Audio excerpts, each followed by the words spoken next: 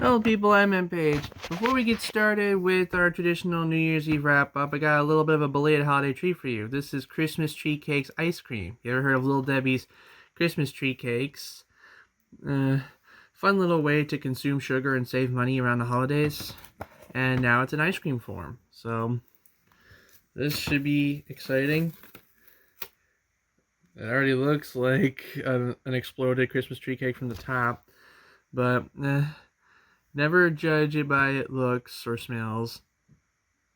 It smells pretty good, actually. The real question is how it tastes.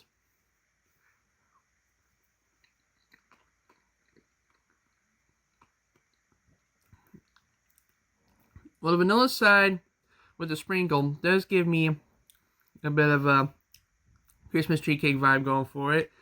Let's try a little bit more of the red here.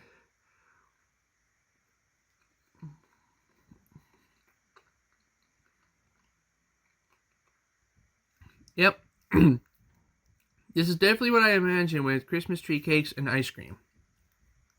You can probably get the same thing by like smooshing up. You can probably get a similar experience, albeit not as professionally put together, by smooshing up some Christmas tree cakes and mixing them with ice cream. But yeah, this is actually really good, and I got it on sale, so that's always a plus. So yeah, that's that. Hope you enjoyed this little intro. Now let's head over to the computer and look at some videos. And here we are at the computer, where today we are going to do what we do every year on New Year's Eve, go back through my previous year's worth of videos, and, show some highlights, talk about what worked and what didn't, give some behind the scenes, and give some behind the scenes, retrospective into some of these things. And at the end, we'll talk about what my plans are for the new year. Hey guys, Future MPage here, and it has actually occurred to me during the editing process that I may not entirely get across the thoughts that I want to convey in this video because during recording, I had very low energy. I mean, we had a bad year, and I think everyone can agree with that, so I didn't really put as much energy as I wish I could have. So if there's some little detail that I missed or something I want to correct, you'll see me pop in and turn the video black and white and freeze it like I did just now and explain some things. So now that I've explained that, let's get back to the actual video. Alright, so let's just move over to the computer here. And we'll start with the first video that I uploaded in 2023. So the very first video I uploaded was me trying a healthy alternative for people that don't eat meat or animal-based products. I wanted to try out this apparently labeled vegan alternative to chicken to see if it tasted good. And I thought it did. And I still eat vegan chicken sometimes to this day. I'm not vegan, I still eat real chicken, but sometimes vegan chicken's a good option. One thing I've learned very quickly after posting it is vegans are jerks. Well, not all vegans, obviously, because, if you really care about saving the environment and, living a healthy lifestyle, you do you. But there's a difference between living a healthy lifestyle to improve yourself and living a healthy lifestyle to be a smart jerk about it. And I had to literally block one person from commenting on the video because he would not stop trying to discredit me, even though I never made any claims to being a real vegan. And if this is what being a vegan is like, no thank you. Me again. I just wanted to clarify my stance on vegans and vegan-based alternative products. I have nothing against the people, the lifestyle, or the alternative products. Some alternative products for vegans are actually quite good in comparison to the original. And if that's what you want to do, go for it. And I think it would be worth encouraging more regular people to try the vegan alternative products to see if being vegan is something they could reasonably attain. If you want people to go vegan and actually give a crap about saving animals and the environment like you do, being a jerk and telling them to piss off for not being true vegans is not the right way to go about it. Extend the olive branch of kindness when you are showing compassion for the environment. If you have that much compassion for the environment, maybe spare some for the people that are actually thinking about becoming a vegan. I'd also like to add, in the time since watching that video, I've learned of a phenomenon where videos with certain keywords get attacked by certain types of bots or certain type of people just because they want to push their wares and stuff.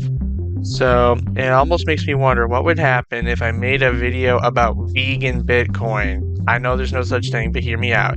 If I made a video about vegan Bitcoin, imagine all the vegan haters coming in to fight against the Bitcoin scam bots. That would be the most entertaining battle in the comment section I've ever seen. Probably. The origin of my outro music. This was a brief video where I tried playing Spider-Man 2. See, for a while, my outro music was from Spider-Man 2 on PS1, and that was going good until the composer of the theme decided to claim all my videos. It was forcing me to find another music to use. So if you wonder why you hear Prinky Plunky Little Ballerina music lately, that's why. To be fair, the guy hasn't really claimed all my videos yet. But he does have the track submitted to TuneCore, which uses YouTube's Content ID system, so any of my past videos can be claimed at any time, and I have to be ready to swap out the music with YouTube's audio library as soon as I get the notice. Now, I don't want any hate to go to the guy. He's the composer, it's his song, and he can do whatever he wants.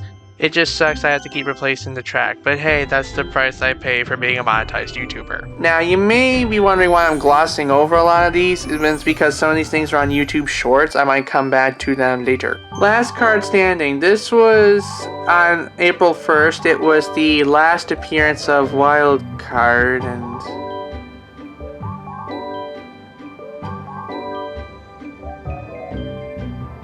we're moving on. April 24th is when I started a new arc where I took reaction videos to a whole new level by reacting to books in addition to videos. And this was around the time I was also getting into Bluey. So the first book I reacted to was a Bluey book. Let's take a look at some stuff from that video now. Hello people, I'm MPage. Welcome back to MPage Engage, the show where you really better be careful what you wish for, because you might not like what you're about to get. Today, for this reaction video, I'm going to be breaking some new grounds. I'm going to do something completely new to this channel, and who knows if it's new to any other channel. What am I talking about? I'm talking no more YTPs, no more weird, furry, questionable videos.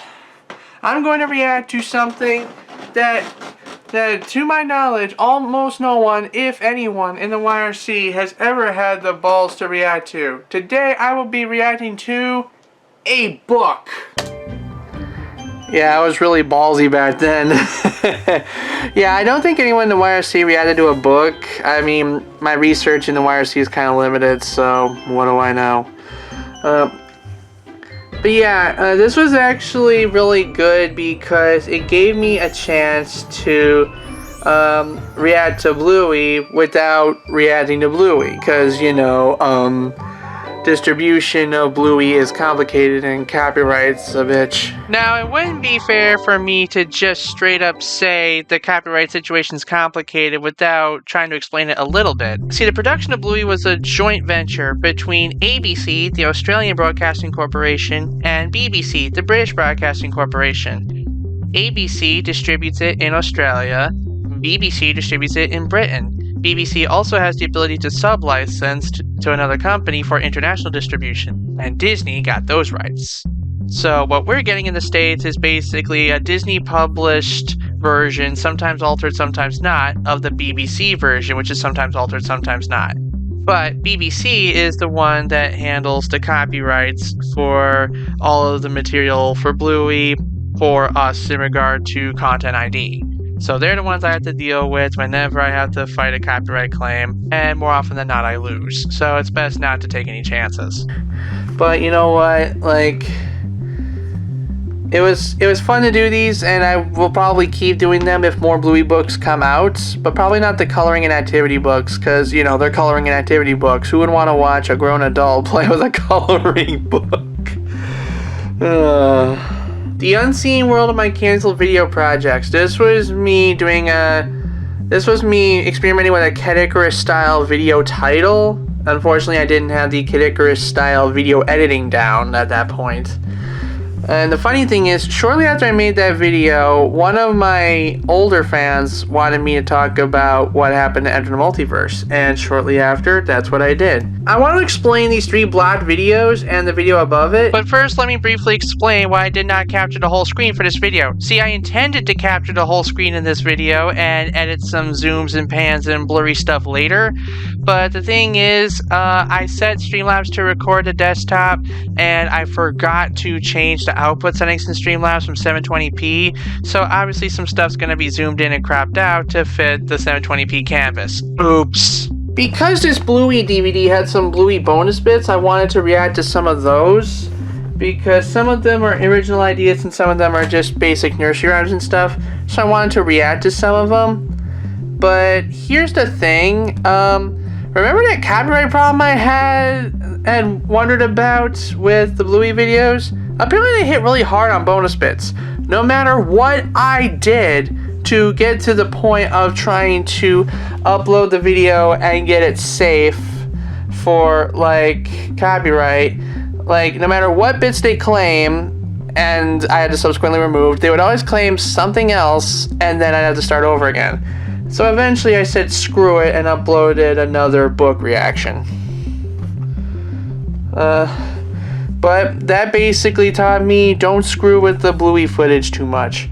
So now I only use it as like jokes, mostly for other Bluey videos like the books. Talking about Bluey characters, this was me trying to let my inner Bluey freak fan flag fly and talk about Bluey characters and my favorite moments with them without going into my usual style content. I just wanted to be the fan for once. And, like, I will now play my favorite moment now. I held the poll on YouTube community, so let's see what you guys said your favorite characters is. And the favorite character of my YouTube audience is... Bingo! Bingo? Bingo! Bingo!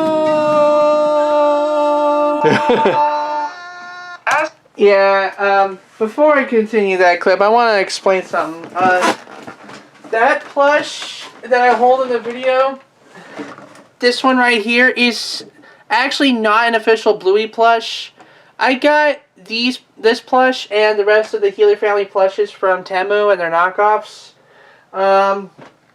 Like, I still love them very, very much because they were the only plushes I were able to afford at the time. But I would like to thank my really nice in real life friends, Orion, who managed to hook me up with official Bluey plushes. And they are happily sitting next to Sonic and Chicken Nugget and the mystery box and ignore the other piles of crap. But regardless, you will probably see both sets of plushes in future videos. I'm going to play a funny bit now. Selected by 50% of my audience that looked at the poll, Bingo was you guys' favorite character. What do you have to say about that? Me. Ah! Okay, who gave her a feather wand? Yes, this was my attempt at humor. Excuse me. If this year taught me anything, I need to not be afraid to look stupid on camera because, like, looking stupid is how I entertain people. Like, I need to stop acting like I'm afraid to make an ass of myself because, like, if I can laugh at myself making an ass of myself, then I'm part of the joke. In this video, I left Twitter. Y'all didn't take kindly to that. I still have my Twitter. It's parked now. I basically just hit the big old reset button on my account. and I'm part of the name so no one else can steal it. Although to be fair, I still use my part Twitter sometimes to promote Humble Bundles or let you know when I go live on Twitch or Kick. You can follow me there if you want. I'm not calling it X. But enough about that. The rainbow fades. This was me building off of the April 1st video. Looking back at how things have changed since Wildcard left. Moving on. Everything wrong with Piggyback. This was actually uploaded twice, and the version you saw was the version that stuck. See, before, the version you see has all these like freeze frames and random cuts. The last version didn't have that and got claimed. Thankfully, I was able to get that sorted by replacing some of the prolonged shots with freeze frames, and that seemed to have gotten me back in the good graces. So, yeah, if you're not familiar with this format, it's basically the same format I use for my old series YouTuber Sins, or I just do CinemaSins style stuff. Let's look at some. This was my first time attempting a Sin style video in Filmora, and as such I didn't have the ding sound, so I had to go with Filmora's stock ding sound. And just flipping through these shots here, some of these sins I pointed out were based on more subtitles than other stuff.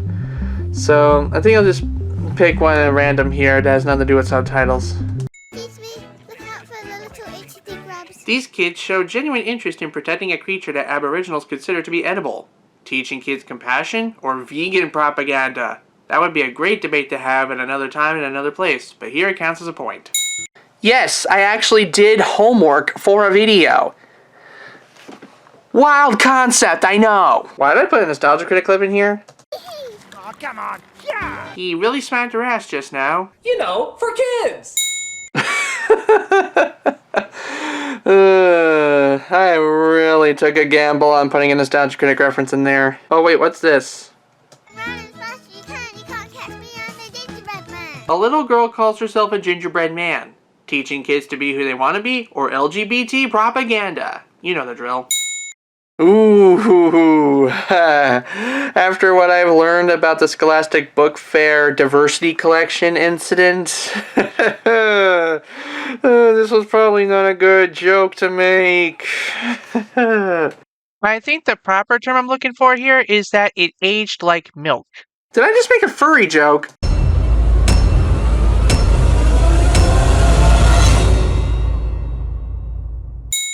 I'm a friendly fox, I just want to talk to you. What was I thinking? If I'm trying to convince people I'm not a furry, this is not the way to go about it. Yeah, I'm getting way too deep in the nuggets at this point. This one, like, Septile figured out that I was skipping around. Oh, by the way, Septile edits the compilations that I use for chronological chicken nugget reactions. So if you see me react to a compilation that's not by Sep, then it's probably an official compilation or some other plot-related reason.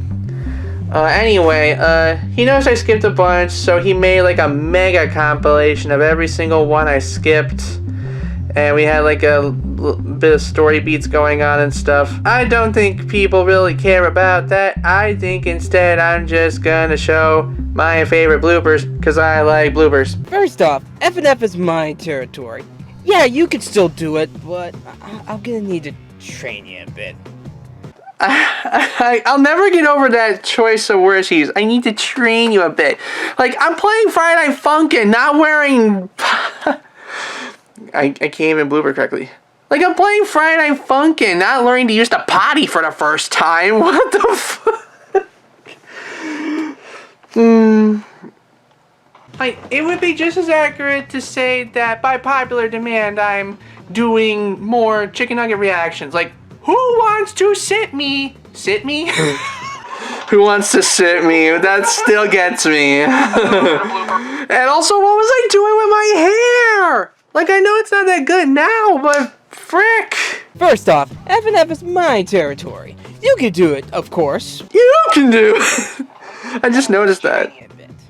Second, we all know the frickety look. I don't know how to read a scripts.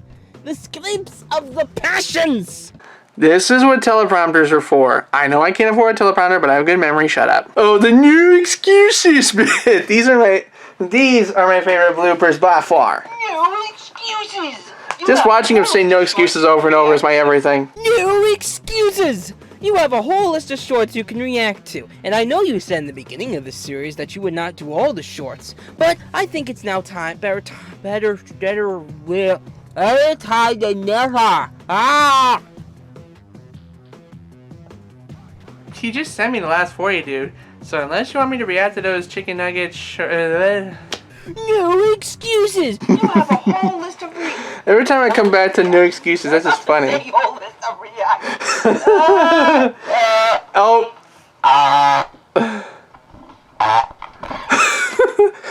Seb, why do you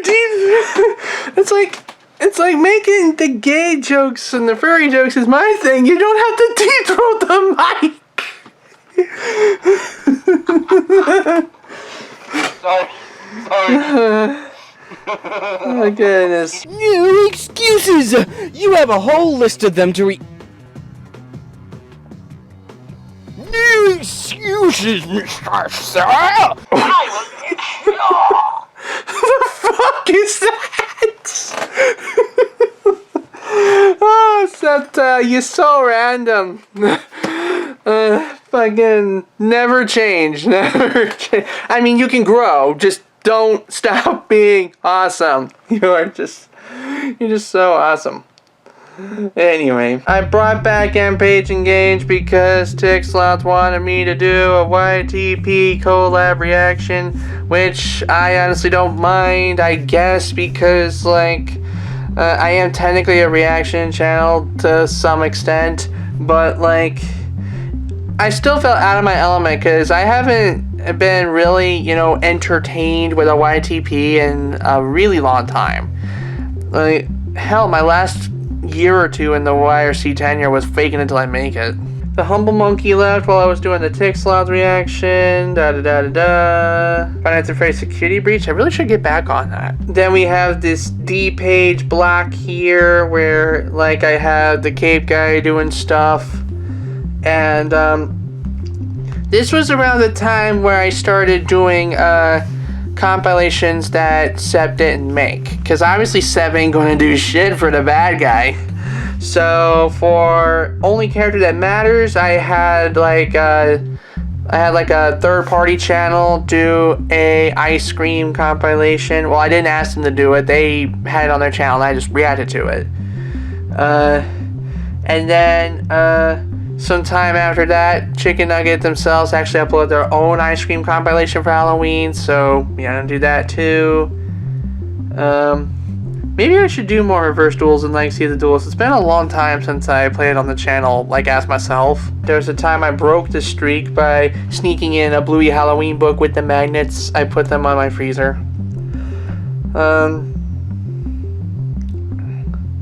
Then we had the plot twist where it turns out while I was setting up for the final battle that people voted for, more people voted because we forgot to close the poll, and they gave me an out. They voted for Cape Guy to go away, and we had Cape Guy go away. And I had this really epic moment, well, epic for me, where I started using Weakest Link music and did like a direct reference and stuff. Time's up, D-bag. Hard, Weakest Link. Goodbye.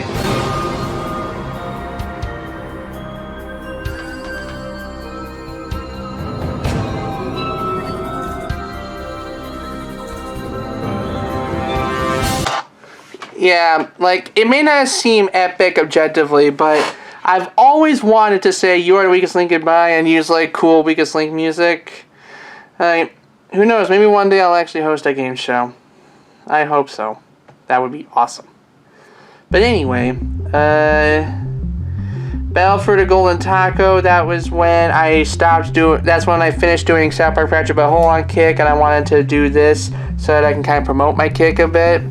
I'm currently doing Five Nights at Black Boys 2 on Kick, because like even though the game is relatively tame, the language and the title would definitely not get this game monetization on YouTube or even let me stream it on Twitch, so I had to do it on Kick. So by the time you see this video, I'm probably aiming to do another live stream of that game on Kick Wednesday or Thursday. We'll see. Anyways, recent letdowns in gaming. That's a video I haven't finished yet because I am waiting on someone else to film stuff for it, because I planned the video to have a guest spot. There was also another video I scrapped because it was supposed to go up after this, but and if I had any brain cells while recording that segment, this would have been a good spot for me to remind you that you can become a paid member of my channel by clicking the join button, and for only $1 a month, you'll get access to not only videos I haven't finished yet but have up in a previewable state, but also some videos, if I upload them a bit early before the expected deadline, I'll let them sit in member-only early access for a couple of days just to get some early feedback and stuff. You'll also get access to special channel emotes and a little status icon that shows how long you've been a member. And you'll also get a special role in my Discord server. So yeah, if you're interested, click the join button. Again, it's only $1 a month and it helps support the channel greatly. I'm not going to name the person or rush them because like it was at this point where I started reaching the apathy arc.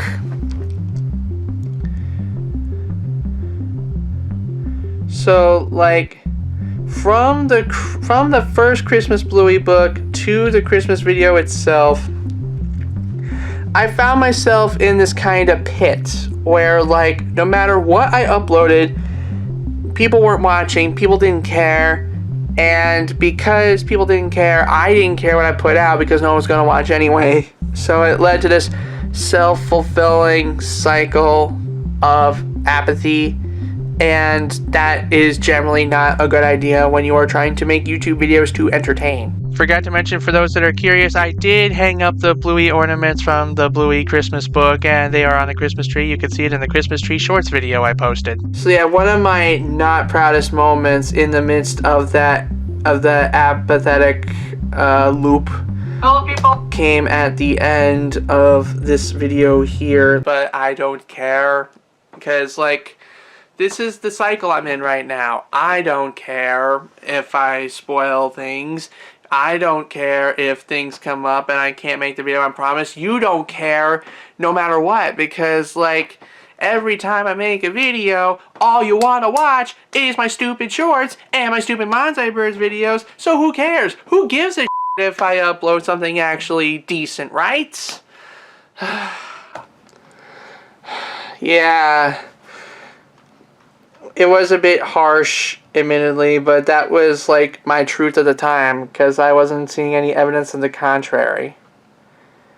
And like once I saw the low view count of Veranda Santa, and I started taking on this idea of making videos whether you like them or not, like I could guess that a lot of y'all didn't like me because of my attitude. Like, honestly, I just want to make the videos. Like, I just want to make the videos, and I want to find some way of expanding my craft and entertaining people along the way. And Christmas gift to you is a preview of part of a video that me and Digi are working on. At the time I recorded this video, it's not out yet. Maybe it will be by the time this goes up. But in the meantime, let's look at shorts, because I also did shorts sometimes. So you might as well look at those. Okay, around this time I started experimenting with, around the previous year and into this year, I started experimenting with like taking clips from older videos and condensing them into vertical format so that I can spread them around and hopefully drive more traffic to my older content and show it some love. It did really well, but not well enough to accomplish its goal, unfortunately, so it became like a rare thing. The one chip challenge, this is a teaser for the one chip challenge. I never actually did the one chip challenge. I still have the chip on me, actually. I could do it if I wanted to, but we'll save that for another day. This one, I decided to screw around with the cave guy by making a short, because I don't think I ever made a short with the cave guy up until then, so I pretty much took some chicken nugget audio and made a short out of it. Let's watch. Time to sow the seeds of chaos. Aw, are you edgy? Is you a little edgy edgelord? Are you? Cease! Be gone! God, like, my cave guy was on point, but what the hell was I doing? Like, I look like a freaking coked out Muppet. Shit, man. I made a moment out of a Twitch thing that Sep clipped.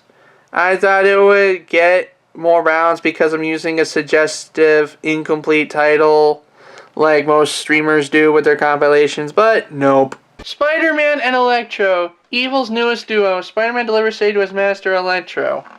Like I'm the master here, the master of baiting him. I am the master retry. Yeah, apparently it takes more than gameplay and accidental suggestive humor to make a good short, and I know this now. Okay, this kind of goes with one of the talking videos I did post about Twitch where I broke the monitor. See, the laptop I'm using now is a Victus with 64 gig of RAM, but before that I had a Lenovo with 32 gig of RAM, and I got so frustrated while playing Choice Chamber on stream, I threw my headphones at the monitor, and this short kind of explains everything here. And this was me after I finished it. Are you feeling okay? Don't even talk to me. And this was me after Yeah. I finished it.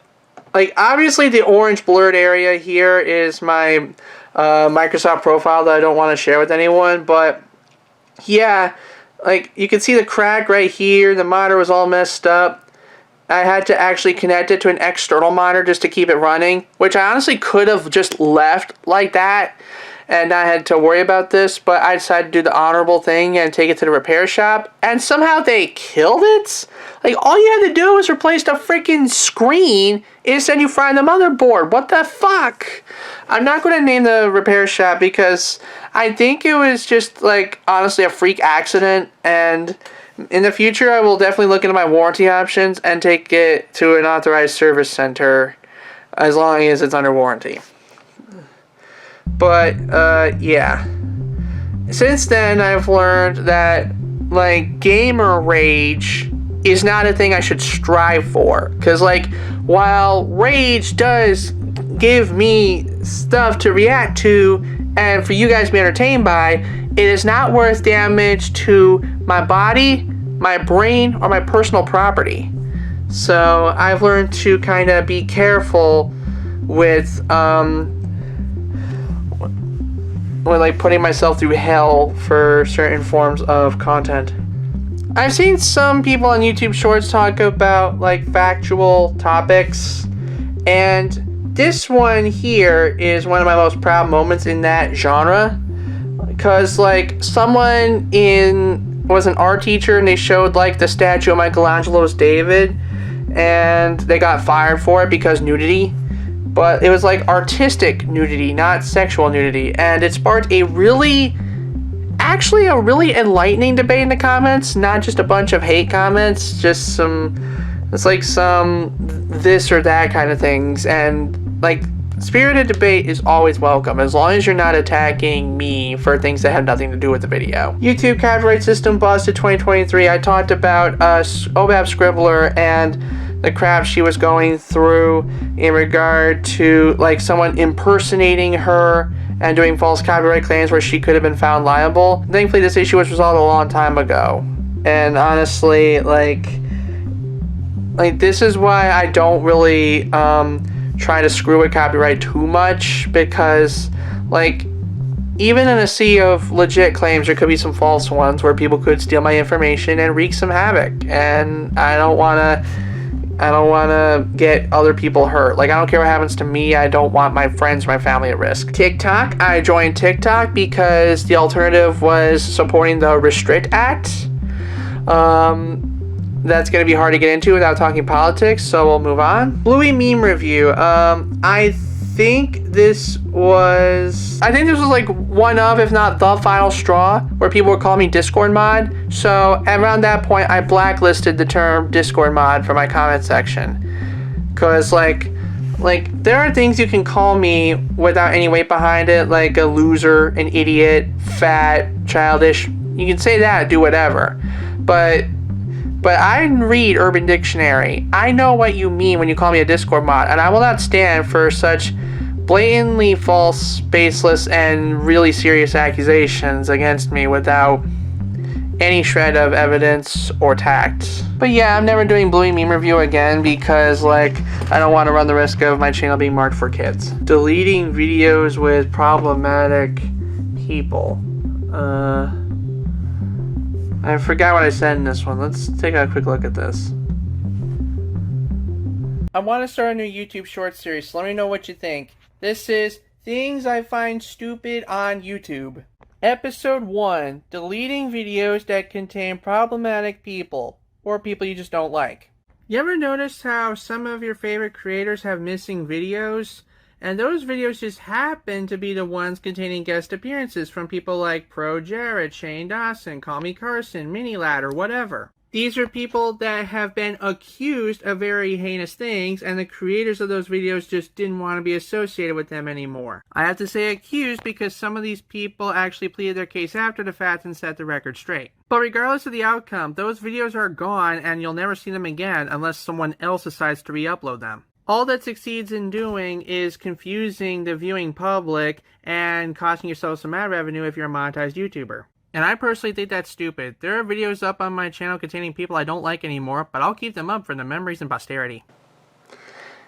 Okay, so I think I used my Shorts platform to talk serious things around this stage, and I don't blame myself for doing it, because I think it is a good way to get thoughts out when you really don't want to put together a 7-minute or 30-minute video about one little thing.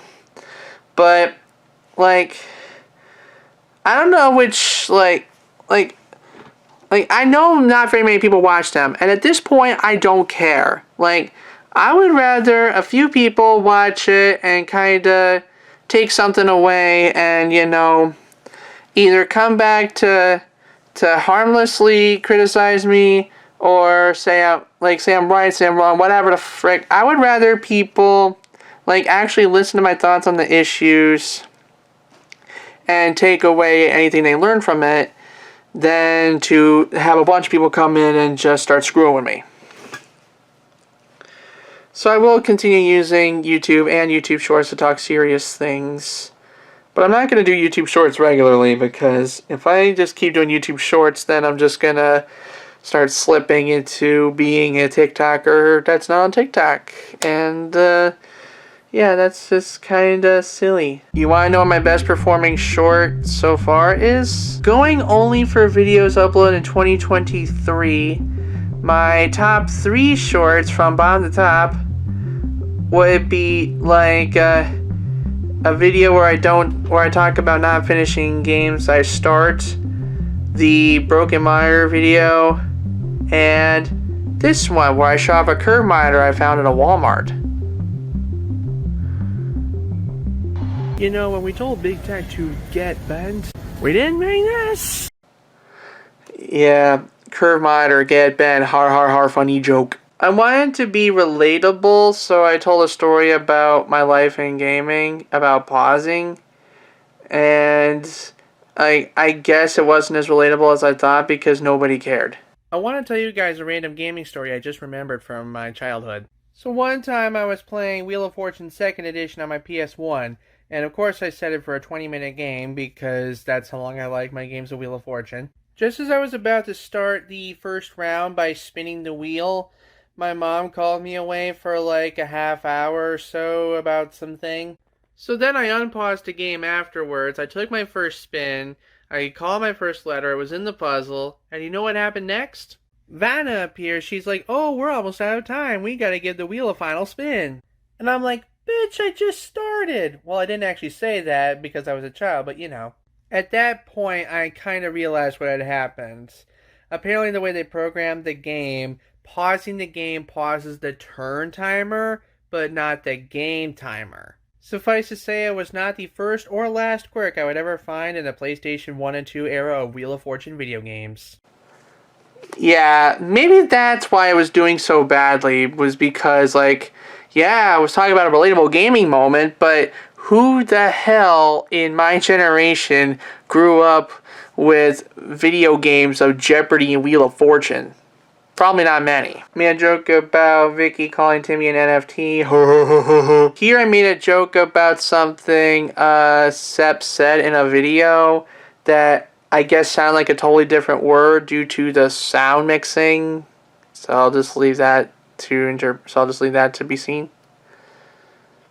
I will be uploading a brand new video that's been months in the making. Ooh, that sounds exciting. I'm totally looking forward to that. One question. What the hell is uplipping? Is this uplipping? Listening into it again, I think I heard uploading. Let me try that again. Be uploading? No. Well, okay, I thought I heard uploading, but then I saw his lips move. It was definitely uplipping. What happened? Like, how does sound mixing get that bad where you hear uplipping? That's what I still don't fully understand. I don't care what anyone says. This was my favorite short for acting silly. They're dogs, and they're playing poker!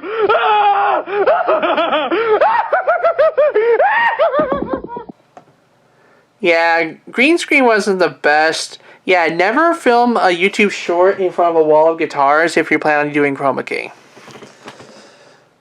Just pretend you can see the wall of guitars back there, because I have a big head. This was when I started teasing the return of Cape Guy by doing a freaking Asdif movie joke. This was actually from the fan-made Asdif movie on the other Tom Scott channel. Haha! Nothing can stop me now! No! Get it? Nothing can stop him? See, because it's the thing, but it's the literal. I clipped this excerpt from one of my Yu-Gi-Oh! Unboxing videos to remind myself to stop wasting my money and making videos on them. Also a message to myself in the future. Stop buying this bull. It don't matter how many videos you make of this, you'll never get your money back. You little stupid. Apparently I did not listen to myself, and I made quite a few unboxing videos that year. It shows that I'm a man of weakness, and as much as I will try to go beyond that weakness, I can't promise that I'm kicking the habit for good. This one was a little bit petty. I basically pointed out how the Manzai birds and the silly YouTube and the pointless YouTube short about Stanley Parable is the most popular stuff, and it's still the most popular stuff despite it. Wait, Tom Scott gets it. This was when I just recorded a clip from a Tom Scott video, because, like, even if I want, because, like, the thing about YouTube Shorts is you can only sample a video directly for, like, 5 seconds, and you can't link that person's video as a related video on the screen.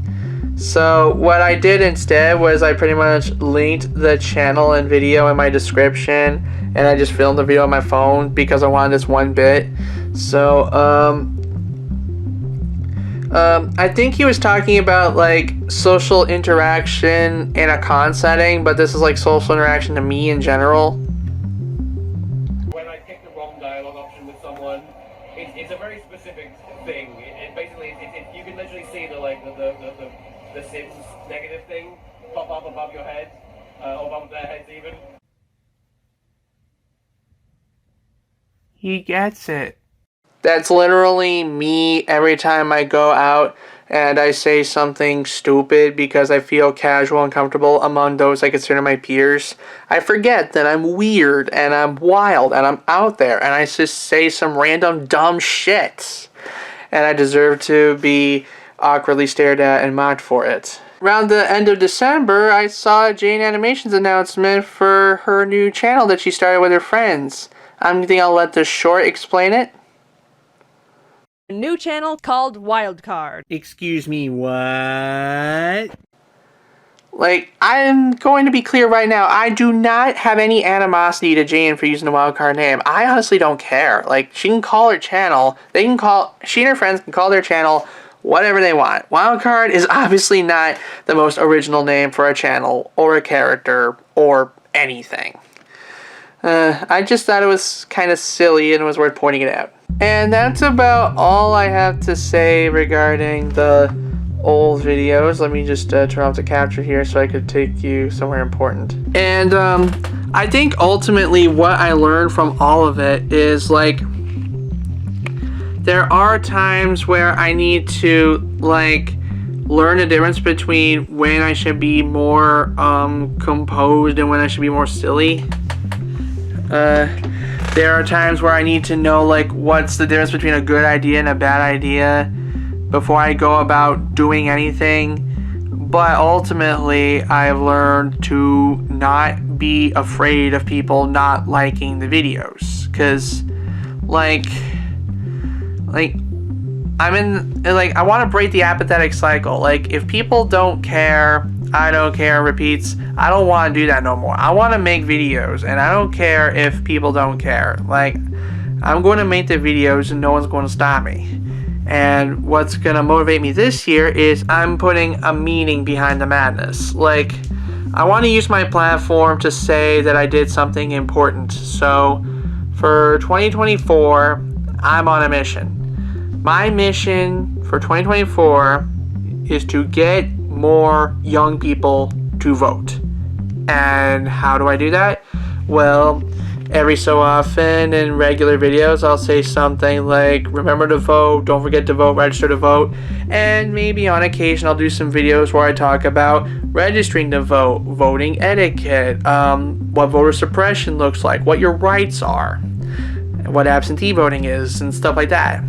But this will not interfere with normal content. I will still make my content like I love making it and like I've been making it for years, but hopefully with more of a chance that I can make a difference in the world by getting more people of my generation or younger to vote.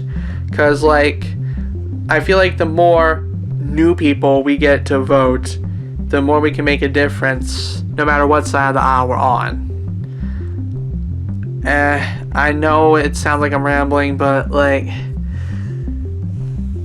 honestly, like, no matter what I say, I don't know if you're listening or not, but I hope someone out there is. And I hope that someone is willing to stand up and make a difference. But until then, I'll see y'all in the new year. Thank y'all for watching. Register to vote. Check you later. Peace.